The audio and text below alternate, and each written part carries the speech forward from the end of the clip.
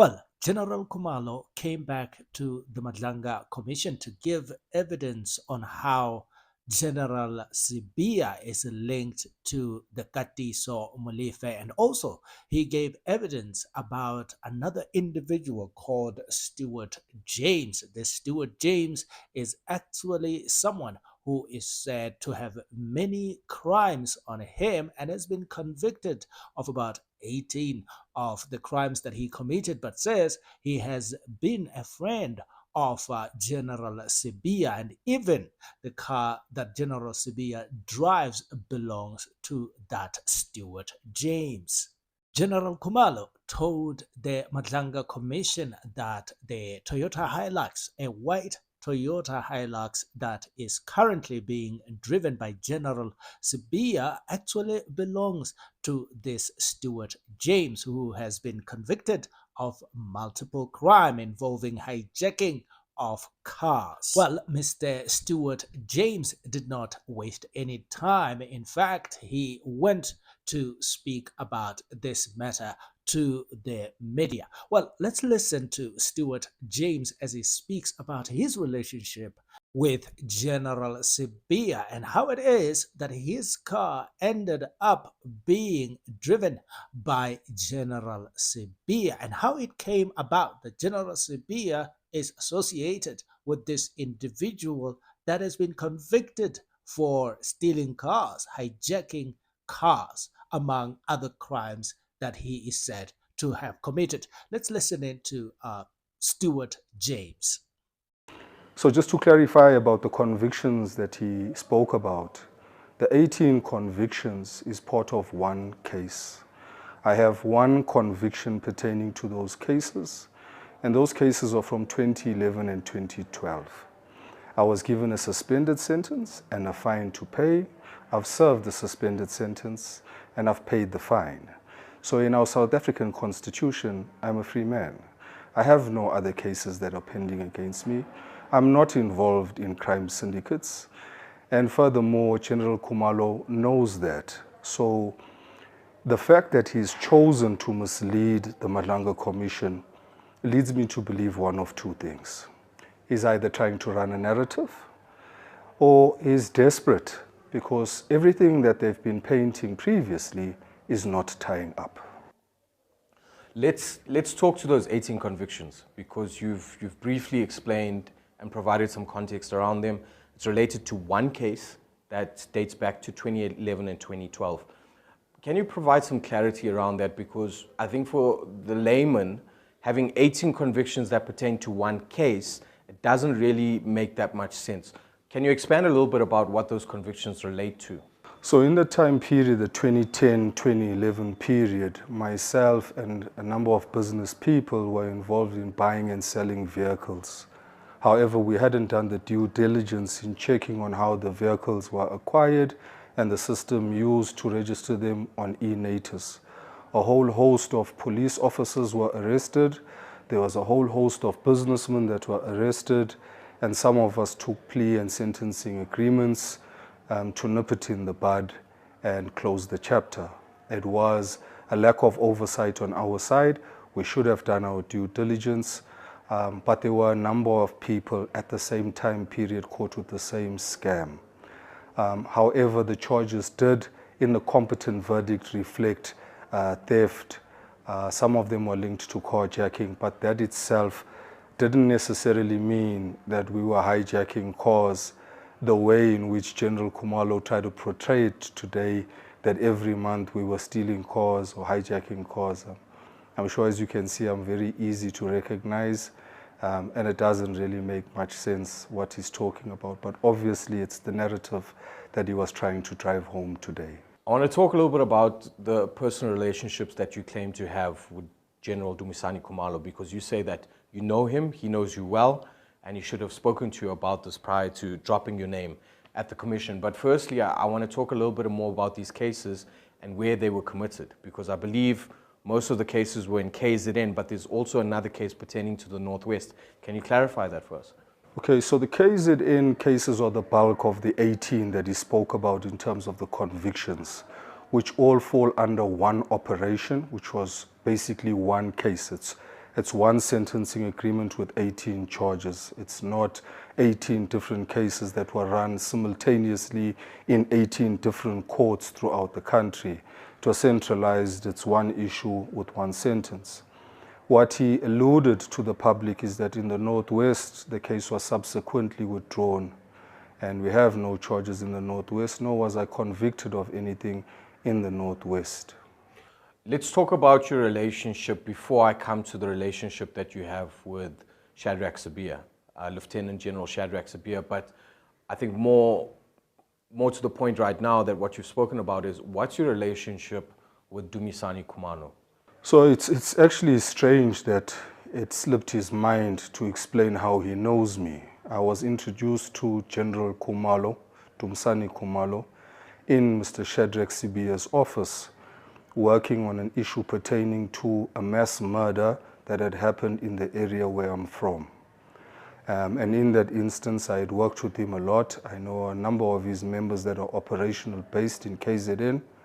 I know them by name, surname, and cell phone number, like I know him. We've met regularly at his office, and I have all my cell phone records to prove that. So Dumisani Khumalo did not recognize me from facial recognition investigations that he's done. He knows exactly who I am, and I've spoken to him many a times on the phone and in person and in his office. So let's talk to those cases that you were meeting with both General Khumalo and Sibiya in Lieutenant General Sibiya's office at the time. Where and what do those cases pertain to? Because you say they relate to a place where you're from. So I'm from an area called Richards Bay, northern KZN, and we had a spate of murders in a specific time period. And the murders were aimed at business people through the business forums, and it was linked as well to some of the killings that the PKTT eventually started investigating. And when General Khumalo saw me at the ad hoc committee in Parliament, I'm sure it sent shockwaves down his spine. Hence, he tried to discredit me before I could actually unpackage the evidence that we have pertaining to some of the killings under his watch with the PKTT. So you paint this picture that you've essentially, and you know all of these top cops, in that of Shadrack Sibiya, Dumisani Khumalo. You've had engagements with Lieutenant General Nhlanhla Mkhonazi as well previously. No, I haven't. You haven't. I've spoken to General Fani Masimula on more than one occasion. I've spoken to Dumisani Khumalo, Lieutenant General, Crime Intelligence, and Shadrack Sibiya. And out of the three generals that I'd spoken to, the person who seemed to get the most done in terms of the arrests, in terms of the deployments, in terms of the disruptives, was Shadrack Sibiya, way more than the province or the local SAPs, including Crime Intelligence. So I think that the next question would obviously be is, what's sort of your relationship with Shadrack Sibiya? Because General Khumalo is essentially alleging that you are his close protector, a bodyguard, essentially, to Shadrack Sibiya. And in some instances, I think when you appeared before the ad hoc committee in Parliament, when you were sitting behind General Sibiya, he alleged that you were impersonating a cop, if I've got that correct. What's your response to those allegations? Well, those are blatant lies. As he rightfully said, there's accreditation for you to go into Parliament. And on my accreditation, it was written the legal team, as I have in-depth knowledge of some of the evidence that's going to be unpacked in the ad hoc committee as well as the Madlanga Commission. Now, General Khumalo knows that. He also knows my proximity with Deputy National Commissioner Shadrack Sibiya, especially because the majority of the arrests that were initiated in our area was due to Shadrack Sibiya's intervention with the local business people in the area, and it went over and above what General Khumalo and Lieutenant General Nhlanhla Mkhonazi were doing with the PKTT. To put it bluntly, National came in and arrested more killers, more murderers than the PKTT did in our area. And that's a static fact. That's a statistician's fact. What's your relationship with Shadrach Sibiya? Because from what Khumalo was trying to paint, or what General Khumalo was trying to paint, is that you're his bodyguard. What's your direct response to those allegations? Well, he's simply misleading the commission. I've never been his bodyguard. I'm not a bodyguard. I'm not in the security industry. And I simply know Shadrach Sibiya from the cases that he assisted, particularly in our area.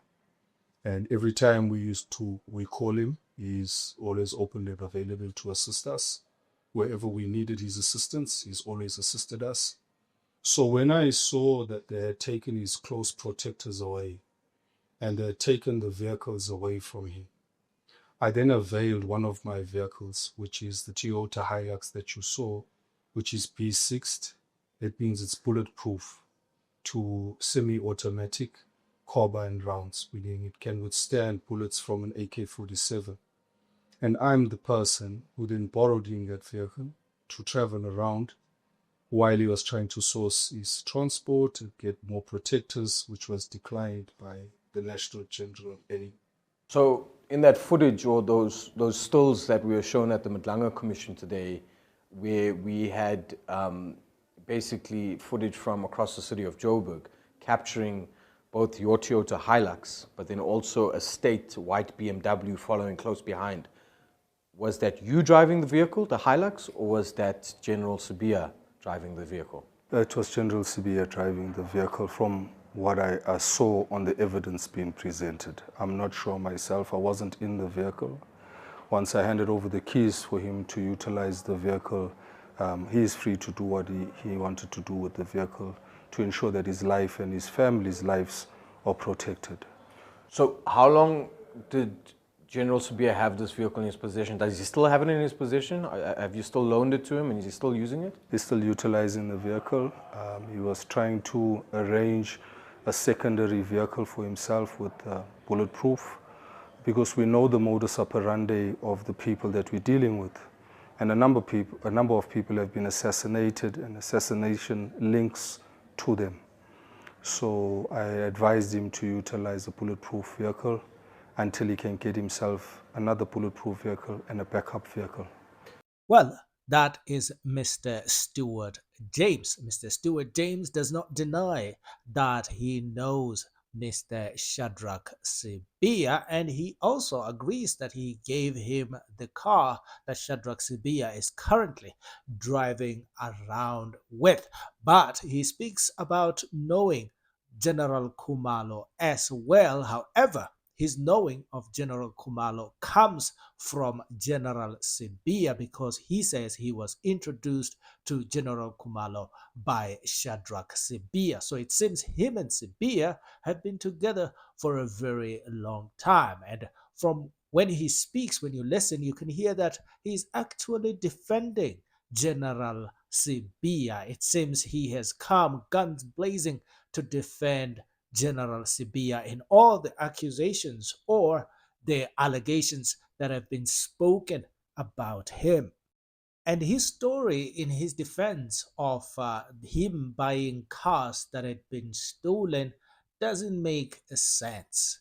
It seems this was the business, actually, the business of selling cars that have been stolen, because it is not as simple as just buying a car and selling it. When it comes to cars, there are procedures that are followed. Cars have got numbers and everything like that, and if it got to a point where he got convicted, it means that he was doing the scrapping of the numbers of cars or doing some illegal stuff before those cars got to be sold to people. So he admits that he has done the crimes of whether it's hijacking of cars or selling or passing them on. He does not deny all of that. In fact, he admits all of it. Now, the question is, why did General Sibiya associate himself with such an individual unless he himself is also one like them? That is the criminals. Well, this will be the end of this segment. And if you made it to this point, thank you very much. Please remember to like and subscribe.